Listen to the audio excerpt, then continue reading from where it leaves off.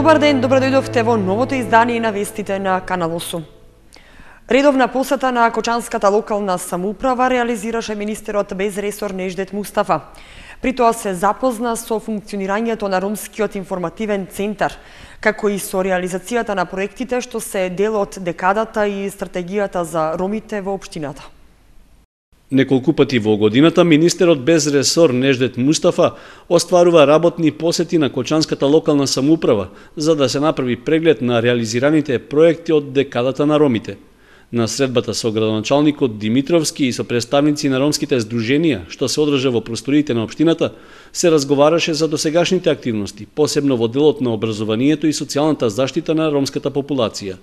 Според министерот, забележителен бил напредокот во подобрувањето на условите за живот на овие наши сограѓани, а таквиот тренд ќе продолжел и во наредниот период. Секоја година инвестираме во подобрување на ромската инфраструктура таму на место на положбата на каде што живеат ромите, им ги подобруваме условите за живење, нова асфалт, канализација, водовод и така натаму. Ова позитивна енергија од страна на градоначалникот која што секогаш во однос на средства дополнително со 1:2 донира средства и финансира средства во ромските населени места. И веќе има впечаток дека ромските населени места, но ромските мала, како што ги викаме, не се оние кои што беа пред 20 години или пред 10 години. Министерот Мустафа рече дека се уште има проблеми за ромската заедница, но постепено тие се решаваат. Меѓу нив е обезбедувањето места во детските градинки за децата роми, стипендирањето на средношколците од ромска припадност и други активности на тој план. Денеска ќе направиме специјален мониторинг со еден наш експерт од Германија за работата на ромските информативни центри и медијатори. Колку они се успешни на терен, колку ромите знаат за нив. Од оваа година ќе имаме еден посебен метод со конкретни податоци, име и презиме и подпис на оној кој што примил помош од ромските информативни центри. Со тоа сакаме да покажеме да бидеме поуспешни со иницијативата за помош, односно подавање рака на ромската сиромаштија. Градоначалникот Димитровски рече дека Кочани е меѓу најдобрите општини во државата која посветува внимание на решавањето на проблемите што ги има ромската популација, посебно во процесот на образованието и социјалната заштита. Тој ги нагласи и активностите за решавање на комуналните и инфраструктурните прашања на улиците каде што живеат роми. Ние оваа година ќе градиме повторно, ќе довршиме улицата Стамен Манов во ромското мало со средства од владата на Република Македонија во односот, како што рече министерот, еден дел од владата, 2 дела од општината Кочани. Во рамки на работната посета, министерот Мустафа и градоначалникот Димитровски го посетија клонот 4 на детската градинка Павлина Велјанова, во кој се опфатени и деца роми. Исто така направија увид во состојбата со улицата Стамен Манов, на која се најавува дека во наредните месеци ќе продолжат градежни активности. Водата за пиење во населените места на општина Чешиново Облешево се уште не е исправна, додека во Кочани и Зрновци може да се користат само јавните водоводи. Од Центарот за јавно здравје апелираат до граѓаните да ги почитуваат пораките за да се намалат ризиците од заболувања. Само водоводите во општините Кочани и Зрновци ја обезбедуваат потребната исправност на водата за пиење, додека јавните чешми, пумпи, бунари и други извори остануваат ризични. Во општината Чешиново Облешево пак, освен пакувана и вода од цистерни, не треба да се користат други извори, поради нивната висока загаденост и небезбедност за здравето на луѓето. Такви се резултатите од редовните испитувања на Центарот за јавно здравје од Кочани, а кои се поинтензивни во изминатиот период поради неодамнешните поплави во регионот. Додека беа актуелни поплавите, имаше известно заматување и проблеми со исправноста на водоводот во општина Зрновци, па од Центарот препорачуваа жителите на Зрновци и Мородвис да не ја користат водата за пиење. Во меѓувреме биле преземени заштитни мерки, па регистрирано е значително подобрување. Сега на последните анализи од мострите за вода направени на 9 февруари, значи тие се последните резултати кои што ги имаме, таму водата е веќе со добар квалитет, безбедна е за пиење, меѓутоа таму треба да се одржува и да се следи количеството на хлор. Значи таму треба континуирано хлорирање да има. И значи нашите анализи покажаа безбеден, добар резултат. Ние и понатаму ја следиме и даваме препораки на локалната самоуправа и на Агенцијата за храна, кои што ја следат состојбата со водата. Јавните извори за вода во општина Чешиново Облешево и претходно биле неисправни, а со поплавите состојбата дополнително е влошена. За сега не може да се предвиди до кога забраната за нивно користење ќе остане во важност. Од Центарот за јавно здравје, како по долгорочно решавање на проблемот, гледаат во иницијативата за поврзување на селата од оваа општина на водоводната мрежа од Кочани. На веб страницата на Собранието е достапна последната публикација Мојот пратеник.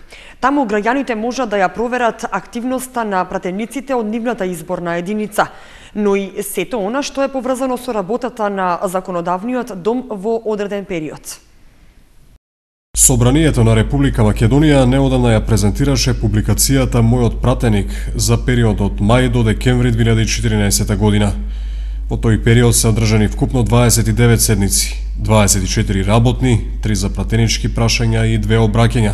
Завршени се 26, а не завршени 3 седници. Она што е особено интересно за пошироката јавност е што публикацијата Мојот пратеник генерално се однесува на работата на пратениците во Собранието на Република Македонија, односно точно и прецизно, преку бројки, можно и прегледно ги дава сите сегменти од работата на пратеникот. Колку пати има говорено на говорница, колку пати има говорено во рамките на работата на работните тела, односно собраниските комисии, колку амандмани има поднесено, колку пати има гласано, како е неговото присуство на седниците на собранието, како на пленарни, така и на оние на работните тела, така што сите граѓани кои што се заинтересирани за тоа како нивниот представник во Собранието на Република Македонија работи и ги застапува нивните интереси, мислам дека публикацијата Мојот пратеник е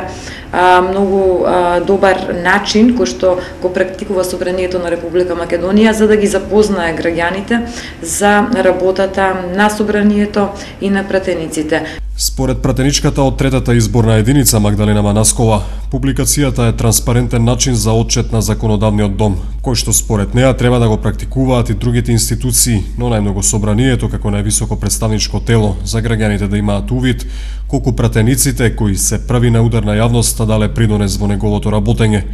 Манаскова е задоволна од делот од извештајот што се однесува на нејзината работа. Извештајот е многу прецизен, значи не е дескриптивен, прикажано е се преку бројки, може многу лесно да се самиот пратеник да има увид во она што го има сработено во периодот од 6 месеци, да направи споредба со други пратеници, да знае до каде е во својата работа и се разбира како една инспирација за да се подобри во своето дејствување. Публикацијата Мојот пратеник граѓаните може да ја прочитаат на веб страницата на Собранието на Република Македонија, каде може да се најдат и сите претходни публикации. Што се однесува до периодот од мај до декември 2014 биле донесени вкупно 153 закони, од кои 84 од економската област, 46 од јавните дејности и 23 закони од политичкиот систем. Малолетничката деликвенција во Кочани минатата година имала тренд на опаѓање. Меѓутоа, негативен е фактот што за разлика од претходните години, во 2014 пораснал бројот на малолетни извршители на кривични и други престапи. Вкупно 43 кривични дела лани извршиле малолетни лица од Кочани, што е за околу 1/4 помалку во однос на 2013 година. Трендот на вкупното намалување на криминалното однесување на малолетниците од полицијата го толкуваат како резултат на преземените бројни превентивни активности за спречување на девијантните однесувања на малолетните. Податоците од полициската станица велат дека се зголемил бројот на лицата кои повтор, трет или повеќе пати го повториле делото, така што од 17 во 2013 лани имало 31 повторник. Исто така има пораст на бројот на малолетни престапници, така што од 39 во 2013 лани биле регистрирани вкупно 50. Најчестиот криминал што тие го правеле се тешките кражби, при што се евидентирани 25 такви случаи. Во 2 случаи направиле други кражби, а имало и 4 разбојништва. Позитивен факт е дека и покрај напливот на илегална трговија со дрога и оружје не биле евидентирани малолетници како сторители на кривични дела, ниту пак како уживатели на опојни дроги. Сепак, во текот на 2014 година евидентирани се 11 малолетници кои не навршиле 14 години, а биле сторители на кривични дела, додека една година пред тоа биле тројца. За спречување на присуството на малолетници во угостителските објекти после 24 часот биле спроведени 21 акциска контрола, во кои се откриени 2 прекршока. Како и во претходните години, и во 2014-та, малолетниците учествувале во прекршочни дела и тоа претежно од областа на јавниот ред и мир и сообраќајот. 18 лица до 18 годишна возраст биле евидентирани за предизвикување и учество во тепачка, за физички напад и дрско и непристојно однесување. Додека пак во делот на безбедноста на сообраќајот, тие најчесто не носеле заштитен шлем, а направили и други прекршоци, за што се евидентирани 19 малолетни лица.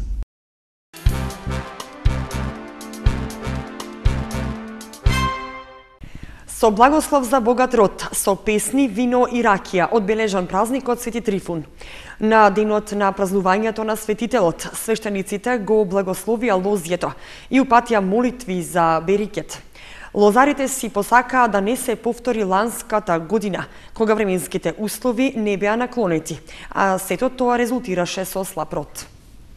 На празнувањето на Свети Трифун, лозарите символично го полеа лозјето со вино и ракија за богат род и молба за заштита од град и суша.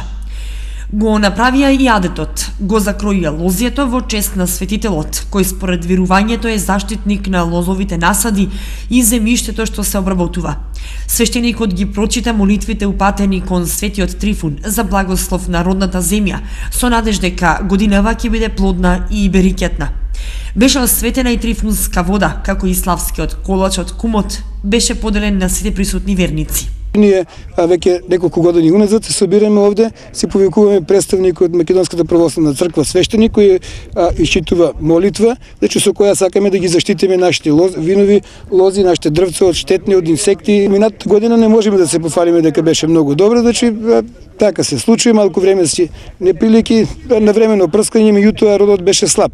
Сега очекуваме дека оваа година со нашите молитви и молби до Бога, мислам дека ќе имаме подобро успешен род, подобри приноси и како кај нас, така и во сите региони во Македонија. Градоначалникот Димитровски, кој беше присутен на чинот на закројување, рече дека и општината Кочани презема посебни мерки за унапредување на лозарството и овоштарството.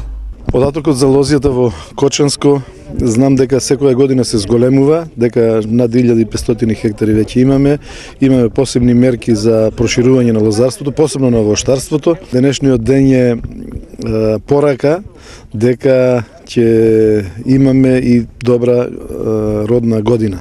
Минатата година беше мощна дожделива, мощна мокра, мощна неповолна и за овоштарите и за лозарите и очекуваме дека таа нема да се повтори. На закројување на лозјата присуствуваа голем број верници и гости, лозари и овоштари од оризари.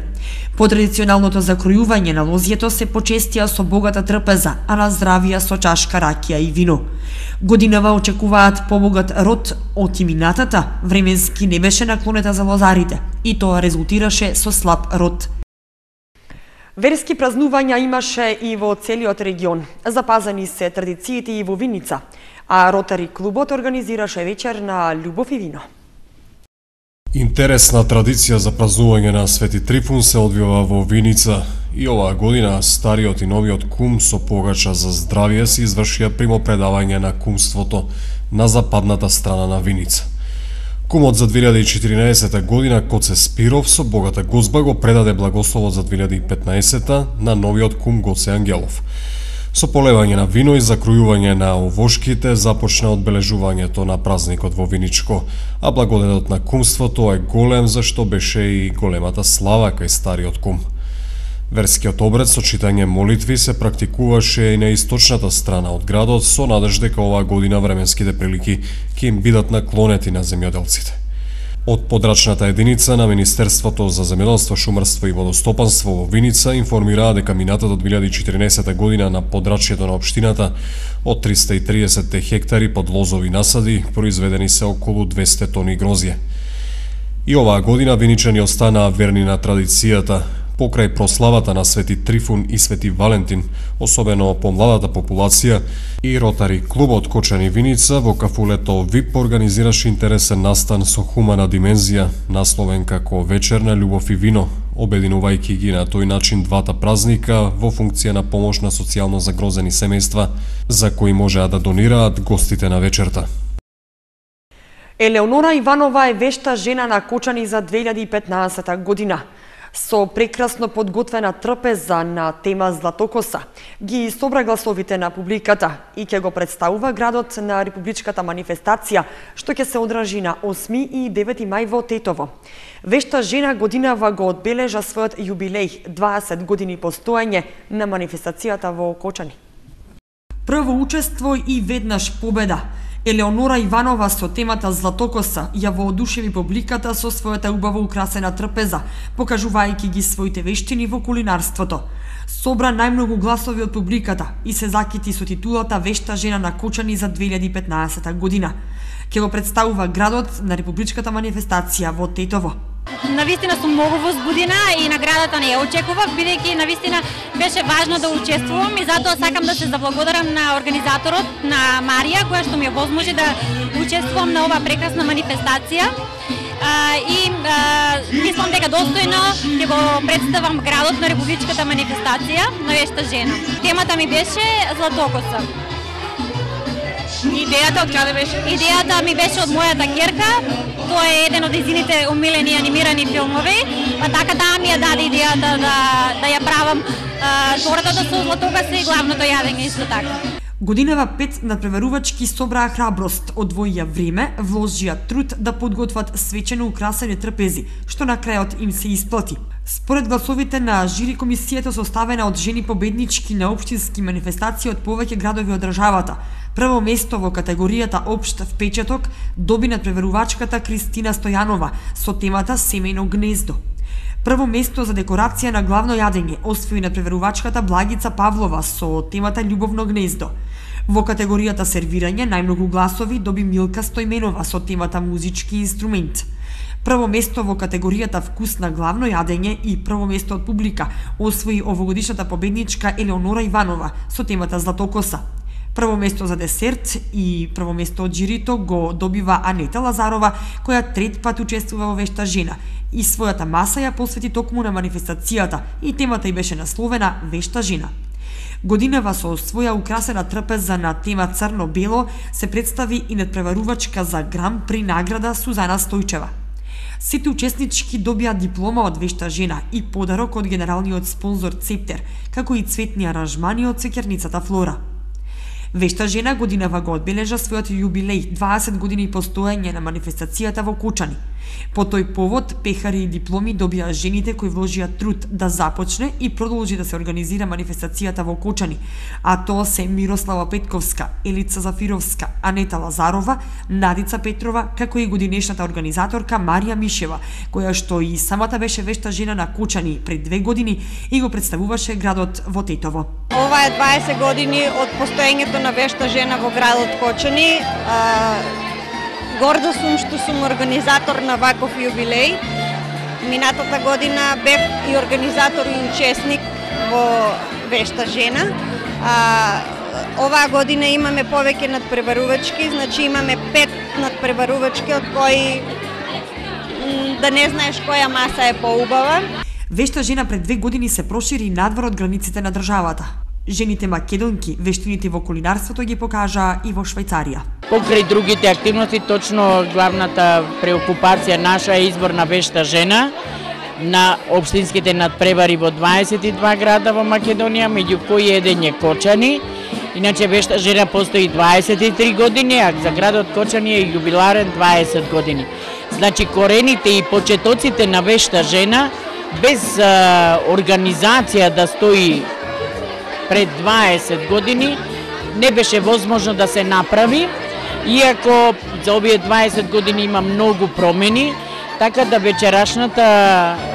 вечерашниот избор на Вешта жена ќе го искористиме да се заблагодариме на првите кои ја почнаа манифестацијата, тоа е организацијата на жените на Кочани. Имаме представник тука, со тоа што низ годините секако се сретнавме со различни надпреварувачки. Нашиот надпревар е аматерски. Жената не ја оддалечуваме од кујната, напротив, ја приближуваме до семејството.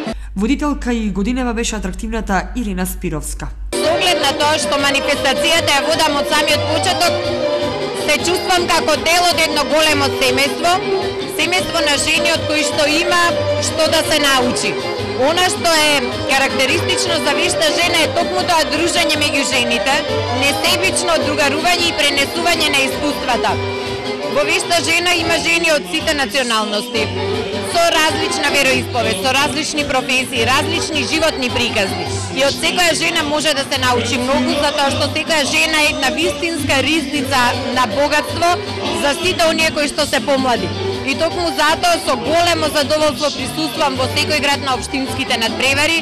Еве последниве 3 години Вешта жена се шири надвор од границите на Македонија, па неодамна бевме во Швајцарија, воодушевени од масите што ги подготвија таму жените македонки. За забавата се погрижија членовите на Текила Бенд, а од Сдруженијето за борба против рак на дојка животна искра, жените надпреварувачки добија цвеќе алоe вера.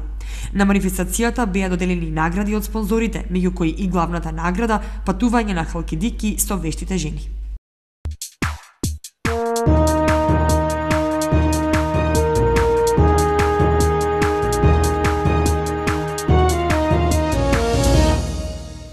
Следуваат спортските информации. Спортскиот викенд полека почнува да заличува на оние од пред нова година. Викендов на програмата беа надпревари во кошарка и фудбал, но и мечеви во борење. Од екипните спортови викендов се играше кошарка и фудбал. Во рамки на Суперлигата во М18, Баскет Дино, Академија ФМП во Кочани 51:69. Победа за гостите. Лошата одбрана и бројните технички грешки се причините каде домашниот тренер Лазаров ги наоѓа причините за поразот. Осогово го одигра првиот тест надпревар пред продолжението од сезоната во третата фудбалска лига Исток. Средбата се одржа во Кочани на стадионот Никола Мантов, каде жолтосините се сретнаа со Саса од Македонска Каменица, победувајќи со резултат од 1:0. Голот беше постигнат во првото полувреме од пенал, а стрелец беше Стојков. Викендов во Скопје се одржа изборното првенство во борење за сениори. Александар Павлев го имаше своето деби во гигантот Вардар по повеќе годишна пауза. Тој настапи во категоријата до 70 килограми, каде во конкуренција на 8 борачи го освои третото место. Во Штип пак се одржа државното првенство во борење за ученици. Солиден настап имаа кочанските представници Јаким Јакимов и Петар Костов, кои го поделија третото место, двајцата во категоријата до 73 килограми. Дејан Митев 35 килограми, Иван Стојанов 42 килограми и Димитар Гуцов 59 килограми пак го освоија петото место. На турнирот настапија безмалку 100 борачи од клубовите во Македонија. Петмината кочански борачи ги предводеше Александар Павлев, кој како тренер на боречкиот клуб Спартак пред нова година ја презеде одговорноста за работењето со младите категории. Уште една информација од спортот. Во спортската сала, капетан Кирчо Димитриов при Средното општинско училиште Ванчо Праке во Виница се одржа пионерски турнир на ракометниот клуб Тороспорт од Виница, кој е дел од ракометната академија на Металург. Спортски джагор од иднината на македонскиот ракомет можеше да се слушне викендов во Виница. На турнирот во спортската сала капетан Кирчо Димитриов настапија школите Тиквеш Металург од Кавадарци, Тороспорт Виница, Рака Неготино Неготино, Рака Берово од Берово во машка конкуренција, како и Астра Спорт од Македонска Каменица, Рака Берово, Рака Неготино и Тороспорт од Виница во женска конкуренција. На турнирот беа постигнати следниве резултати. Во категорија на момчиња, Неготино ја совлада екипата на Берово со 11:7, Тороспорт загуби од Тиквеш Металург со 14:70. Во мечот за третото место, Тороспорт беше подобар од Берово со 15:10, додека во финалниот надпревар Неготино ја совлада екипата на Тиквеш Металург со 20:14. Според тоа, пласманот беше следен. На првото место се пласираше екипата на Неготино пред Тиквеш Металург од Кавадарци. Условно домашната екипа на Тороспорт од Виница заврши како трето пласирана, а последна беше екипата на Берово. Кај девојчињата, Астра Спорт ја совлада екипата на Берово со 18:5, Неготино загуби од Тороспорт со 6:13, во мечот за третото место Берово Неготино 6:10 и во финалето Астраспорт Тороспорт 9:11. Со тоа женската екипа на Тороспорт Виница заврши како првопласирана пред Астраспорт од Македонска Каменица. На третата позиција се задржа Неготино од Неготино, додека последната четврта позиција беше резервирана за екипата на Берово. Турнирот беше спонзориран од Мак Прогрес, Центро Бизнис и Скала од Виница, а дел од наградите ги обезбеди и Металург. На крајот вообичаено беа доделени наградите за најдобрите. Во машка конкуренција за најдобар голман беше прогласен Никола Ангелков од екипата на Тороспорт. Најдобар играч беше Драган Кузманов од Неготино. Во All-Star тимот се најдоа Климент Евтимов од Тороспорт, Димитар Михајлов од истиот клуб, Стојанчо Ишев од Тиквеш Металург, Виктор Стојменов од Неготино, Васе Витанов од Тиквеш Металург, Симе Трајков од Неготино и Виктор Ристов од Тиквеш Металург. Во женска конкуренција за најдобра голманка беше прогласена Марија Ивановска од екипата на Тороспорт, а за најдобра ракометарка Јована Георгиева од истиот клуб. Во All-Star тимот се најдоа Нина Стојановска од Астраспорт, Игнатија Димитровска од Тороспорт, Ивана Дончевска Астраспорт, Кристина Илиева исто така од Тороспорт, Викторија Стаменковска од Астраспорт, Верица Шарац од Неготино и Виолета Андова од ракометниот клуб Неготино.